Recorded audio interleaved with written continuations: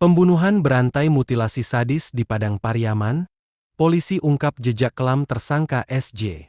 Kepolisian Resor Kabupaten Padang Pariaman, Sumatera Barat, resmi menetapkan seorang pria berinisial SJ alias Wanda, W, sebagai tersangka dalam kasus pembunuhan dan mutilasi terhadap seorang perempuan muda berinisial Sa. Tubuh korban ditemukan dalam kondisi mengenaskan, mengambang di Sungai Batang Anai pada Selasa, 17 Juni 2025.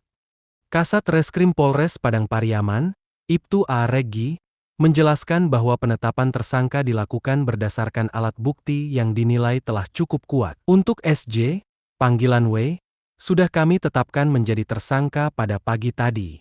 Alat-alat bukti yang dikumpulkan oleh rekan-rekan penyidik sudah cukup untuk penetapan tersangka, ujarnya saat memberikan keterangan di Parik Malintang pada Minggu, 22 Juni 2025. Regi menambahkan bahwa proses penyidikan masih terus berlangsung. Tim penyidik masih memeriksa sejumlah saksi guna menggali lebih dalam motif kejahatan sadis ini, serta mengumpulkan barang bukti tambahan. Kami juga masih menunggu hasil pemeriksaan DNA dari alat-alat yang digunakan tersangka, termasuk hasil autopsi dari jasad korban, tambahnya.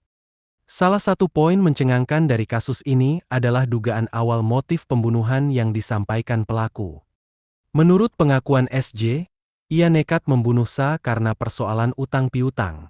Namun, polisi belum sepenuhnya menerima alasan tersebut dan masih terus melakukan pengembangan untuk memastikan apakah motif sebenarnya hanya soal keuangan atau ada hal lain yang lebih dalam. Diduga sementara karena kasus hutang piutang. Namun kalau ada informasi terbaru kami sampaikan kembali, ujar Regi. Namun drama kelam ini tidak berhenti sampai di situ. Saat melakukan penggeledahan dan penangkapan terhadap SJ pada Kamis dini hari, 19 Juni 2025, petugas menemukan temuan yang lebih mengejutkan. 2 kerangka manusia yang terkubur di dalam sumur rumah pelaku. Kerangka tersebut diduga kuat merupakan jasad dari 2 perempuan remaja yang dinyatakan hilang sejak tahun lalu dan masuk dalam daftar orang hilang di wilayah tersebut. Polisi segera melakukan proses evakuasi dan autopsi terhadap kerangka-kerangka tersebut untuk memastikan identitas korban dan kaitannya dengan SJ.